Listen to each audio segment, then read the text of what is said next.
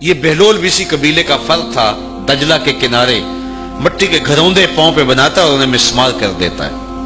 وہ کبھی آپ نے دیکھا ہوگا کہ بچے ریت میں اپنا پاؤں رکھ کر کے اوپر سے ریت تھپک لیتے ہیں اور پھر پاؤں ہولے سے نکال لیتے ہیں، بچ جائے تو بڑے خوش ہوتے ہیں، اور جب کھیل ختم ہو جاتے ہیں تو اسے گرا دیتے ہیں اپنے ہاتھوں سے۔ بہلول بھی اسی شغل میں لگا ہوا ہے۔ بہلول یہ کام کر رہا ہے، گروندے بناتا ہے گراتا ہے، گروندے بناتا ہے گراتا ہے۔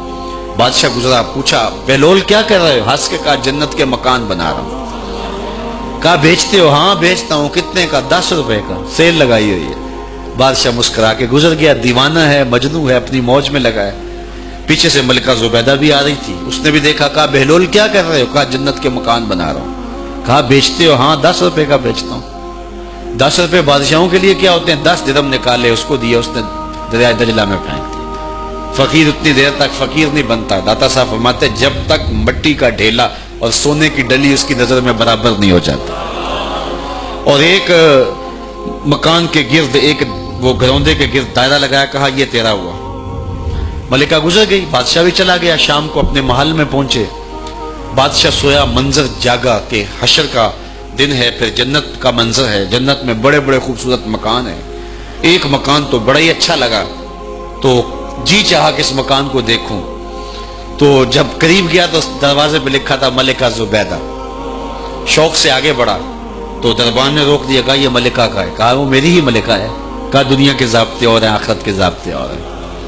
بادشاہ کی آنکھ کھل گئی، بے چین ہو گیا، ملکہ کو بیدار کیا، کہا تو کون سا نیک عمل کیا ہے؟ میں نے جنت میں تیرا یوں مال دیکھا ہے۔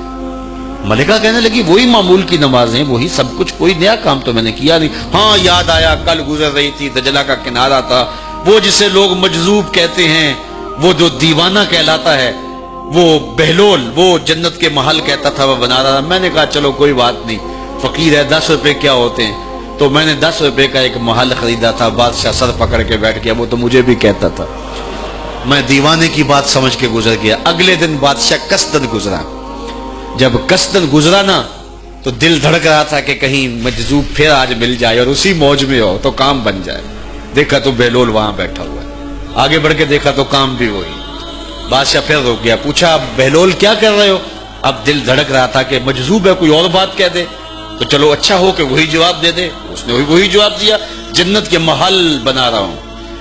بادشاہ کا کچھ دل ٹھہرا، پھر کہا اچھا بیچتے بھی ہو؟ ہاں ہاں بیچنے کے لیے بنا رہا ہوں۔ بادشاہ ادھر جیب میں ہاتھ ڈال رہا ہے اور ادھر پوچھ رہا ہے کتنے کا؟ کہا آدھی حکومت لگے گی۔ کہا کل تو 10 روپے کے بتا رہے تھے۔ کہا کل تم نے دیکھا نہیں تھا، آج سودا دیکھ کے لے رہے ہو۔ اللہ تعالیٰ ارشاد فرماتا ہے انما تنذر من اتبع الذکر وخشی الرحمن بالغیب، جو ان ڈٹھے سودے کرتے ہیں، جو بغیر دیکھ کے کرتے ہیں۔ اچھا چلو ایک خوشخبری میں آپ کو بھی سناؤں، اور وہ خوشخبری رسول اللہ کی زبان سے۔ حضور نے فرمایا طوبی لمن رآنی وآمن بی وطوبی 7 مرات من لم یرانی وآمن بی۔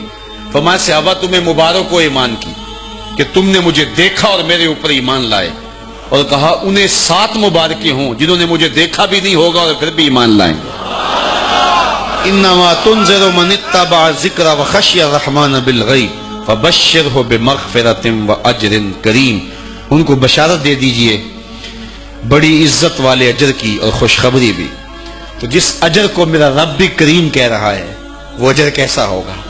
تو یہاں تو لہجہ دم توڑتا ہے اور الفاظ ساتھ نہیں دیتے کہ اجر کریم کی کیا تعریف کریں جس اجر کو میرے رب نے بھی کریم کی صفت سے موصوف کر دیا ہے۔